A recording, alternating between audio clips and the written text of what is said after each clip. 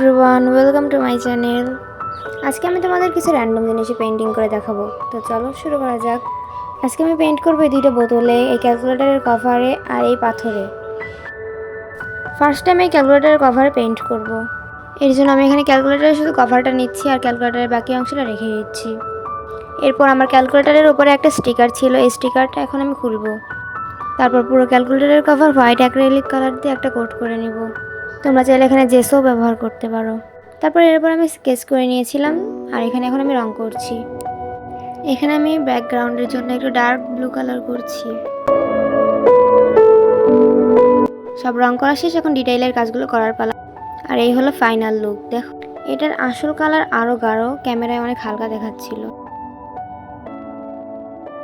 তো এবার কালার করব আমি এই কাচের বোতলে। এই কাচের বোতলটা আমি রেখে দিয়েছিলাম প্রায় 1 বছর ধরে। আর আমি ভাবছিলাম যখন আমি অ্যাক্রিলিক কালার কিনবো তখন আমি এই বোতলটাতে পেইন্ট করব। তো ফাইনালি আজকে সেই দিনটা চলে এসেছি।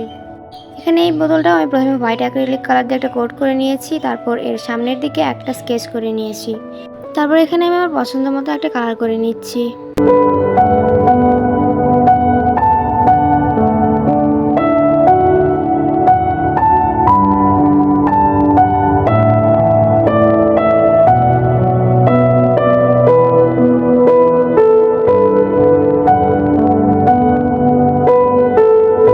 এখানে আমি একসাথে দুইটা বোতলেই কালার করছি, কারণ একই রঙই করব আর এটার জন্য যে রং রেখেই তাহলে পরে রঙগুলো শুকে যাবে। তো এখন আমি আবার এই বোতলটা রং করছি আর মাঝখানে আমি একটু হোয়াইট কালার আর ইয়েলো কালার মিক্স করে এই হালকা কালারটা তৈরি করে এখানে করছি। সেম কালার দিয়ে আমি আবার এই বোতলেও ডিজাইন করছি।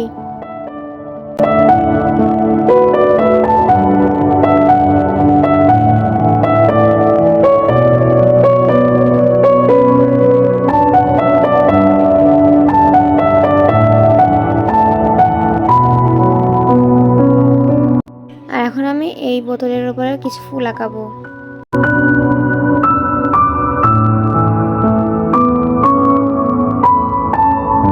কালার করার শেষে আমি একটা মার্কার দিয়ে আউটলাইন করে নিব।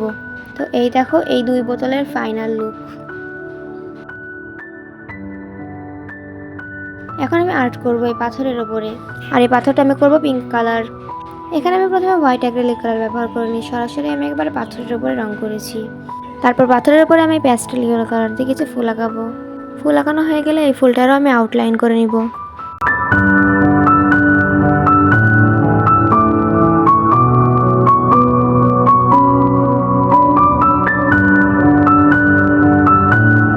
তো এই হলো ফাইনাল লুক।